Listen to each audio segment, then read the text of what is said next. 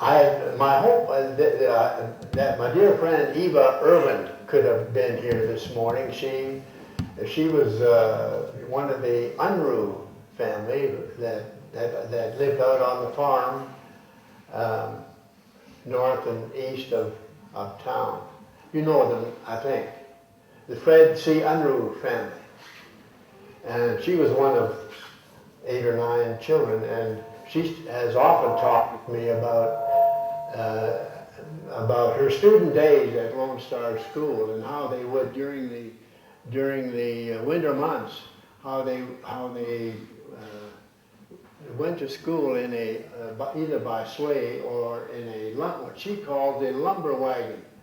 And on very cold days, while their parents would heat up stones or rocks of some kind and wrap them in the burlap or something so that the kids' feet would stay warm on the way to school. They didn't have buses to travel to school in those days. And oftentimes, particularly during heavy snow, and they would travel by sled to school, and oftentimes rather than traveling on the country roads, they would go across fields in sleds.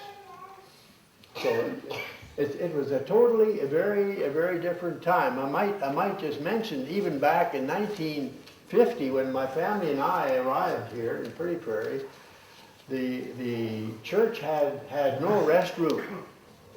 We had an outhouse. We had an outhouse just east of the church. And I can still remember one day there's a window at the base of the wall. Peering in through that window, there was a small door which led into a coal bin that was very securely nailed shut. And I was somewhat hesitant in trying to open the door, so I peered in through a small window at the base of the wall, and immediately the thought came to mind, aha, this is the place for a restroom. And so it wasn't long before I was in through the door and looking at the available space that now would provide restroom facility for us. And I still remember Cecil, who was somewhat stouter back in those days than he is today. I can still remember him picking up a jackhammer. I don't know what a jackhammer weighs, Cecil, but I wouldn't know either. But it's heavy. It's heavy, really heavy. But I can still remember Cecil getting up with a jackhammer and pounding and opening up a larger doorway into what then became, well, then we went in through 2 doors, what then became our restroom facility. But that didn't come until 1956 when that was done. So we went some years without a restroom.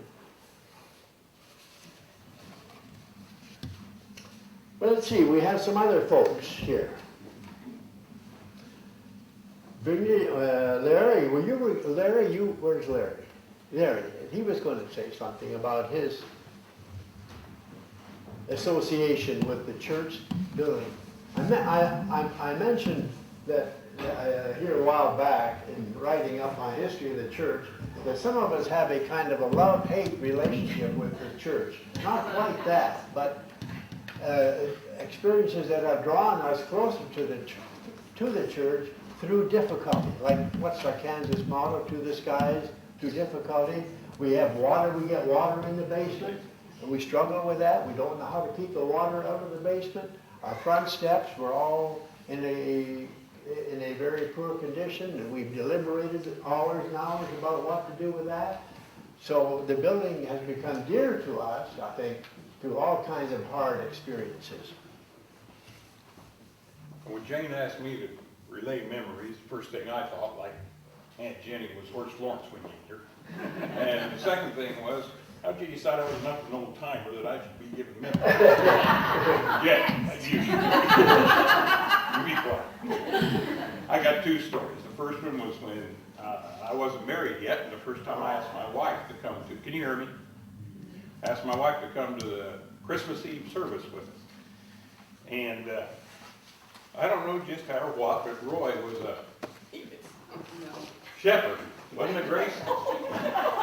And Roy had a towel on his head and a headband and a binder twine. Yeah, and I don't really think I can explain just how long and how patient Roy fought with that towel and that binder twine on his head while it mopped all around and over.